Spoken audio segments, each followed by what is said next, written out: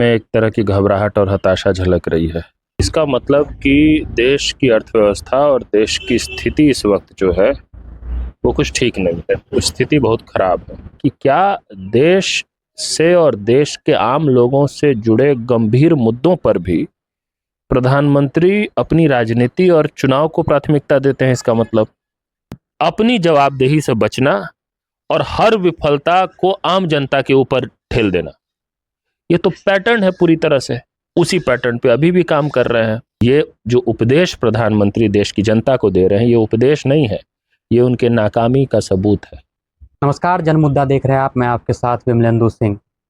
माननीय प्रधानमंत्री जी ने दो मंचों से, पहले हैदराबाद से फिर गुजरात से, उन्होंने लोगों से अपील की है कि सोना कम खरीदे, जितना हो सके सार्वजनिक ट्रांसपोर्ट का उपयोग करे, वर्क फ्रॉम होम को अपनाए, पेट्रोल डीजल की खपत कम करे। ये पहले हैदराबाद से उन्होंने ये जनता से अपील की और फिर उन्होंने गुजरात से ये अपील की। इसी पे बात करने के लिए हमारे साथ कांग्रेस के राष्ट्रीय प्रवक्ता और सुपौल के जिला अध्यक्ष अनुपम हैं। अनुपम, पीएम लगातार दो मंचों से लोगों से अपील कर रहे हैं कि जितना हो सके पेट्रोल डीजल को बचाए, सार्वजनिक चीज को उपयोग करे, विदेश यात्रा को टाले। देखिए, जो प्रधानमंत्री अपील कर रहे हैं इसमें एक तरह की घबराहट और हताशा झलक रही है और स्पष्ट है कि जिस तरह के अपील वो लगातार कर रहे हैं देश की जनता से, ये सामान्य तो नहीं है। सामान्य तौर पे कोई भी प्रधानमंत्री इस तरह की बात देश की जनता को नहीं कहेगा। इसका मतलब कि देश की अर्थव्यवस्था और देश की स्थिति इस वक्त जो है वो कुछ ठीक नहीं है, स्थिति बहुत खराब है। स्थिति खराब ना हो तो इस तरह की बात ही नहीं करेगा कोई भी प्रधानमंत्री। यदि इस टाइप की अपील कर रही है, मतलब कोई बड़ा संकट तो जो इस तरह की अपील से सबसे पहले मेरे ध्यान में जो बात आई वो ये कि अभी 4 दिन पहले तक वो कह रहे थे कि कोई दिक्कत नहीं है, जब तक कि वोटिंग नहीं हो गया, जब तक कि 4 राज्यों का चुनाव नहीं हो गया, सब कुछ बढ़िया है, सब कुछ कोई दिक्कत नहीं है, सब सुनहरा है एकदम। और जैसे ही चुनाव खत्म हुआ तुरंत पेट्रोल डीजल सिलेंडर सबकी कीमत बढ़ गई। चुनाव खत्म होते हुए लोग वोट डाल दिए और तुरंत कीमत बढ़ गई, और उसके बाद अब ये सब बात। तो पहला बड़ा सवाल ही यही है कि क्या देश से और देश के आम लोगों से जुड़े गंभीर मुद्दों पर भी प्रधानमंत्री अपनी राजनीति और चुनाव को प्राथमिकता देते हैं। इसका मतलब चुनाव के बीच में कुछ नहीं आना चाहिए। देश का बेड़ा गर्क हो जाए, चुनाव हमको जीतना है। इसका अर्थ यही कह रहे हैं कि ये सारी संकट पहले से है, 2 दिन में नहीं हुआ है ना। 2 दिन में तो नहीं हुआ होगा ना ये, ऐसे कि एकाएक प्रधानमंत्री आए और कह दें कि नहीं, अब पेट्रोल डीजल की बर्बादी ना करें, अब सोना चांदी ना खरीदें, अब देश विदेश की यात्रा ना करें। पिछले 2 दिन में कुछ बदला, ऐसा तो नहीं हुआ होगा ना। ऐसा तो नहीं हो सकता है ना कि आज से 1 सप्ताह पहले प्रधानमंत्री को यह सब नहीं पता था। इसके ठीक विपरीत बात कही जा रही थी ना चुनाव के समय, कि कहीं कोई दिक्कत नहीं है, सब कुछ बहुत बढ़िया है, ना ऊर्जा संकट है, ना सिलेंडर की दिक्कत है, ना कोई समस्या है, ना हम महंगा करने वाले हैं, सब कुछ बढ़िया था 1 सप्ताह पहले। जैसे ही वोटर ने वोट डाल दिया सब कुछ बदल गया, भाषा बदल गई। तो धोखा है ना, धोखा नहीं है? मतलब सुन के नहीं लग रहा है मेरी बात की ये तो धोखा, शुद्ध रूप से धोखा है ना, कि आप देश की जनता को धोखा दे रहे हैं।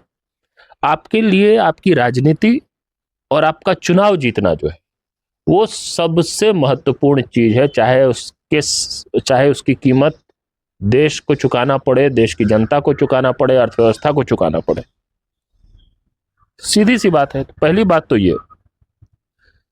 दूसरी बात देखिए, जहां तक अपील की बात है, जो आम आदमी है इस देश का, जो हमारे आपके जैसे जो मध्यम वर्ग गरीब वर्ग के लोग हैं, जिसको हम आम जनता कहते हैं, आम जनता पेट्रोल डीजल की बर्बादी नहीं करता है, फिजूल में नहीं करता है।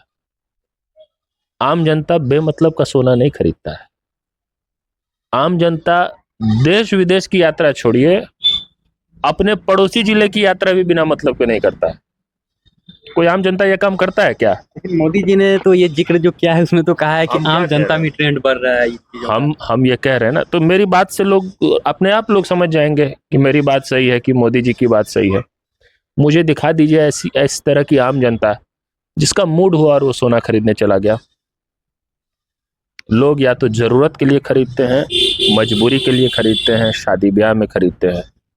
मुझे आम जनता वो दिखा दीजिए जो फिजूल में जो है डीजल पेट्रोल खरीद के अपनी गाड़ी में डाल के फिर दिन भर में उसको बर्बाद करता हो। दिखा मोदी दे जी कोई। भी इस चीज को भांप हम- चुके थे ना, इसीलिए उन्होंने अपील किया कि शादी विवाह में समझ भी। जाइए आप। जी। मैं ये कह रहा हूं कि आम जनता इन चीजों का इस्तेमाल अपनी जरूरत और मजबूरी के हिसाब से करता है। उस आम जनता से तो आपने अपील कर दिया, चलिए ठीक है। वो आम जनता जो है वो सारा दुख सहे, आपकी नाकामी का सारा बोझ जो है, सारा दुख जो है वो आम जनता सहे। और हर बार एक के बाद एक इतिहास गवाह है कि इस देश में जब जब देश पर कोई भी संकट आया है तो ये जो प्रधानमंत्री है ये इसी तरह आम जनता को जिम्मेदारी देते हैं और कहते हैं कि अब सबको मिलजुल कर, सबको आप ही लोगों को इसमें से निकालना है। अपनी जवाबदेही से बचना और हर विफलता को आम जनता के ऊपर ठेल देना, ये तो पैटर्न है पूरी तरह से। उसी पैटर्न पे अभी भी काम कर रहे हैं। देखिए, जहां तक बात है, पहले भी ऐसा हुआ है। प्रधानमंत्री लाल बहादुर शास्त्री थे, उन्होंने भी अपील किया था देश की जनता से कि वो त्याग करें, और उस अपील में इतना दम था कि पूरा देश उनकी अपील को सुना और उसका अनुसरण किया देश ने, क्योंकि उस अपील में नैतिक बल था। उस अपील में यह नहीं था कि हम आम जनता को कहें डीजल पेट्रोल बर्बाद मत करिए और उसके बाद हम रोड शो करने निकल जाए। उस अपील में यह नहीं था कि आपको देश विदेश की यात्रा नहीं करनी है, हमारा अगले 10 दिन का कैलेंडर तय है, फलाना देश फलाना देश फलाना देश। कल की कल की रोड शो की जिक्र। उस अपील में ये नहीं था कि आम जनता तो सोना ना खरीदे अपनी बेटी की शादी के लिए भी, आम जनता तो विदेशी प्रोडक्ट ना खरीदे, लेकिन हम जो है हमारी गाड़ी, हमारा कार, हमारी घड़ी, सब कुछ जो है विदेशी होगा। अरे खुद उदाहरण सेट करना पड़ता है।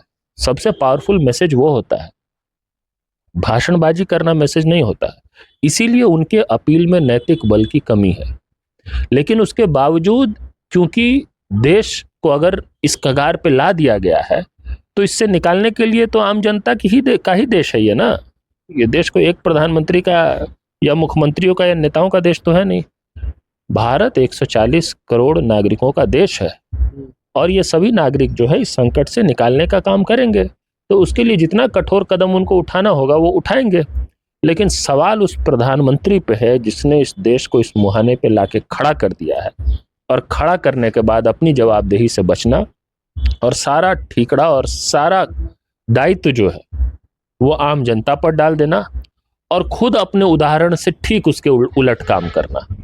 वो कहना कि मैं अब बड़ी रैलियां नहीं करूंगा, मैं अब रोड शो नहीं करूंगा, मैं बिना मतलब के विदेश यात्रा भी नहीं करूंगा, कटौती करूंगा। वो कहे कि मेरी सारी मीटिंग जो है अब बिल्कुल सिर्फ ऑनलाइन मोड में होगा। वो कहे कि मेरी गाड़ी जो ये जर्मनी की गाड़ी है, मेरा घड़ी जो है वो फलाने देश का है, मेरा चश्मा इस देश का, मैं ये सब बदल दूंगा। कह रहे हैं ना कि फॉरेन प्रोडक्ट्स मत लीजिए।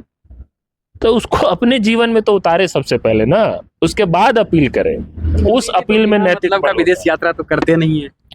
नहीं, देखिए, बिना मतलब के विदेश यात्रा वो कितना करते हैं ये इसी से पता है कि जो आदमी सबसे ज़्यादा विदेश यात्रा करता है उसके कार्यकाल में हमारी विदेश नीति का सबसे ज़्यादा बेड़ा गर्क हुआ है।